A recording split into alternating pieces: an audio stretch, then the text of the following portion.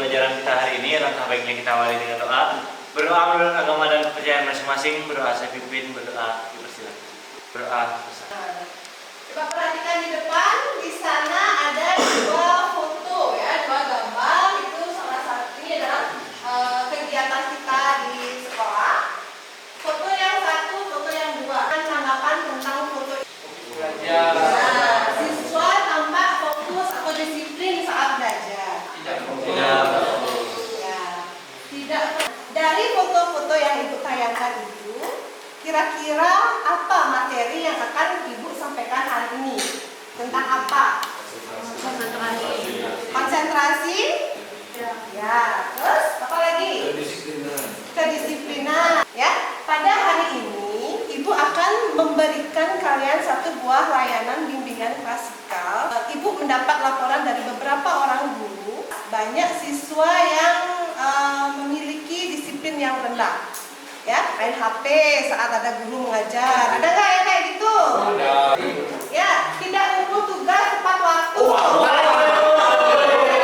Tidak disiplinan siswa karena kontrol dirinya yang rendah. Kami depan, tujuan umum dari pembelajaran kita mampu mengelola sikap yang positif saat belajar di kelas serta membuat keputusan untuk mendukung keberhasilan dalam belajar secara tepat. Tujuan khusus pembelajaran kita hari ini. Yang pertama, setelah diadakannya diskusi kelas, diharapkan siswa mampu untuk membandingkan orang yang memiliki kontrol diri dengan orang yang tidak memiliki kontrol diri saat menghadapi satu masalah. Terus yang kedua adalah setelah mendapatkan informasi dari guru BK, maka siswa dapat menentukan atau dapat menemukan satu pilihan untuk mencegah kembalinya perilaku kurang kontrol diri. Nah, yang ketiga, setelah diskusi dan maka siswa mampu memberikan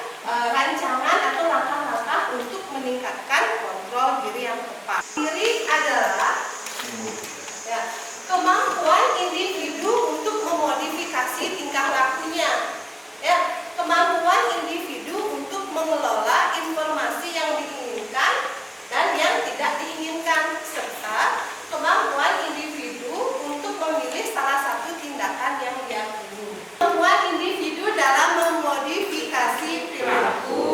Ya, terus yang kedua,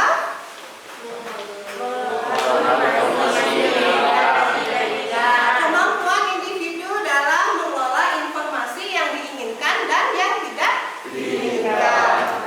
Terus yang ketiga, kemampuan individu untuk memilih salah satu tindakan berdasarkan sesuatu yang diyakini.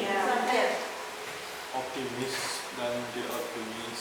Kalau yang positif itu dia optimis, dan yang tidak memiliki kontrol diri itu dia kehilangan optimisme atau pesimis. Itu salah satu perbandingan orang yang memiliki kontrol diri rendah dengan orang yang sudah memiliki kontrol diri. Yang pertama, dalam menghadapi suatu masalah, orang yang memiliki kontrol diri akan lebih optimis. Kalau orang yang tidak memiliki kontrol diri, dia akan pesimis, ya, cepat menyerah begitu saja. Ya. Yang kedua, energi yang terbentuk dari orang yang memiliki kontrol diri positif itu energinya positif pula, ya, saat mengambil. Yang tidak memiliki kontrol diri, ya, itu energi yang bekerja saat itu negatif, ya, hingga mereka akan tergesa-gesa mengambil keputusannya tanpa satu alasan yang marah atau mudah tersinggung, ya. Nah, ada nggak kira-kira dalam diri kalian memiliki sifat yang seperti itu? Dari kurangnya kontrol diri bagi remaja, pertama, menimbulkan perilaku yang benar. Yang kedua, menurunnya prestasi. Dan yang dampak yang ketiga adalah kesulitan untuk mengelola perilaku dan faktor eksternal. Kalau internal pasti ada dalam diri sendiri. Juga faktor eksternal, diantaranya pola asuh orang tua, ajakan teman juga mempengaruhi kontrol. Nah, ini tips agar mampu mengontrol diri. Di antaranya yang pertama, membuat planning. tujuan hidup kamu ke depan. Tuh, agar bisa memotivasi kontrol dirinya. Yang kedua, selalu memikirkan konsekuensi. Dengan foto itu, duduk di atas bangku, memiliki kontrol diri positif atau enggak? Tidak. Tidak ya, jangan contoh.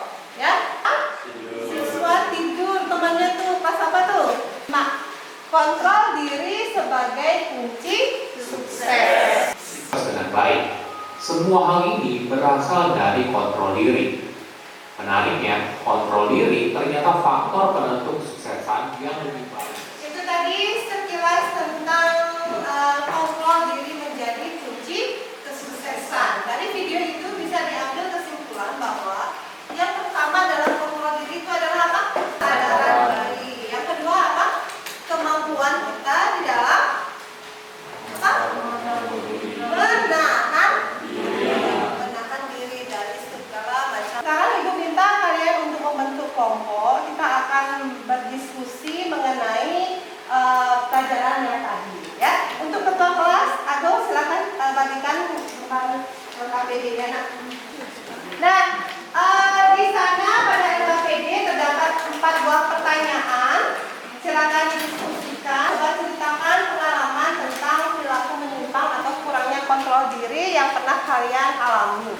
Yang kedua, coba uraikan perbandingan orang yang memiliki kontrol diri dengan orang yang tidak memiliki kontrol diri saat menghadapi masalah. Yang ketiga, buat tips bagaimana agar kalian bisa terhindar dari yang namanya perilaku yang menyimpang atau perilaku kurang kontrol diri. Dan yang keempat, buat langkah-langkah yang tepat untuk meningkatkan kontrol diri untuk mencapai suatu tujuan.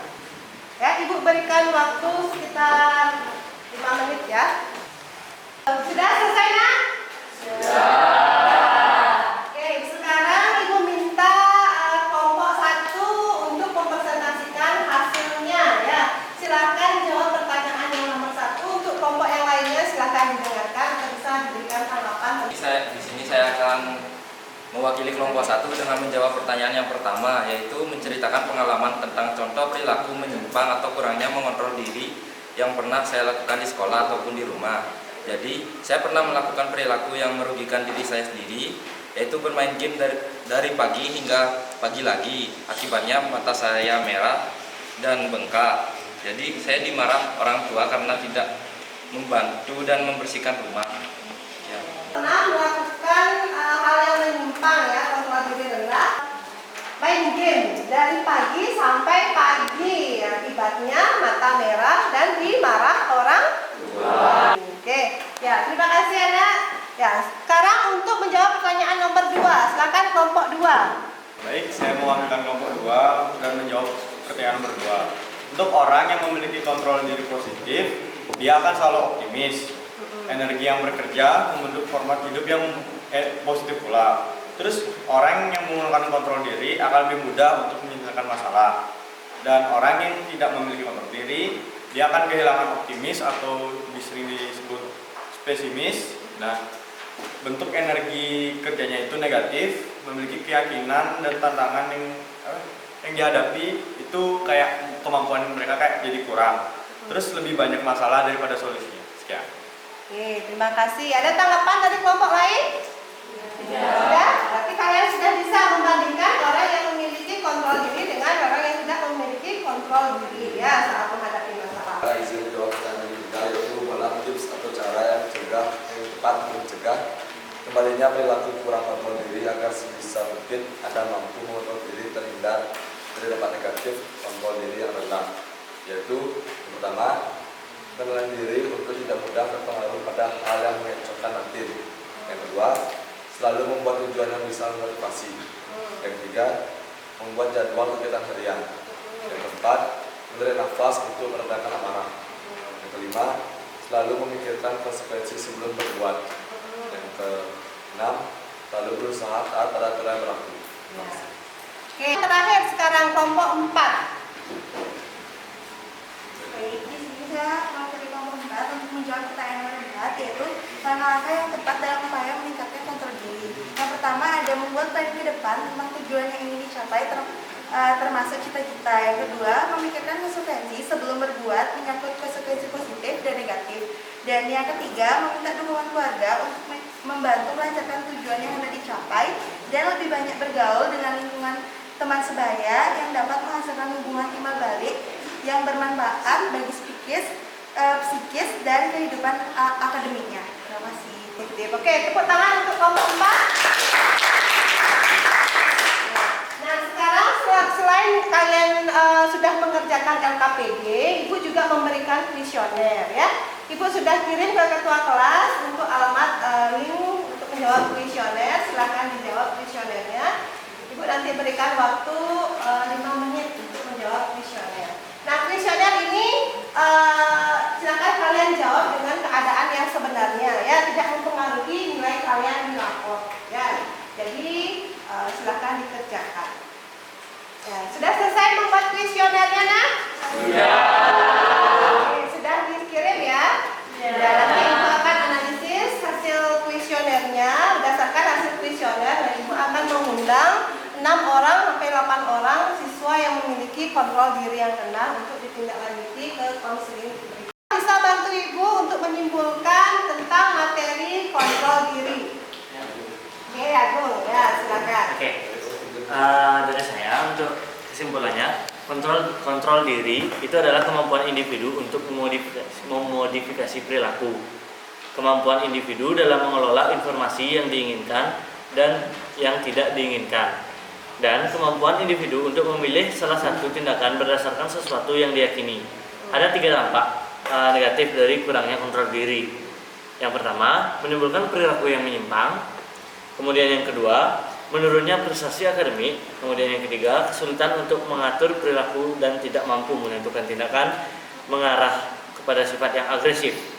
Kemudian untuk tips agar mampu mengontrol diri dengan baik, yaitu yang pertama, membuat planning untuk ke depan, kemudian memikirkan konsekuensi, dukungan keluarga, lingkungan teman sebaya, dan juga ada banyak manfaat dari kontrol diri, yaitu diantaranya mampu menghadapi segala keadaan, kemudian mampu mengendalikan berbagai keputusan, kemudian lebih mudah meraih tujuan yang diinginkan dan menjadi pribadi yang disiplin. Oke, terima kasih Agung sudah bisa menyimpulkan ya. Kan gimana proses kontrol diri ini penting nggak untuk kalian ya?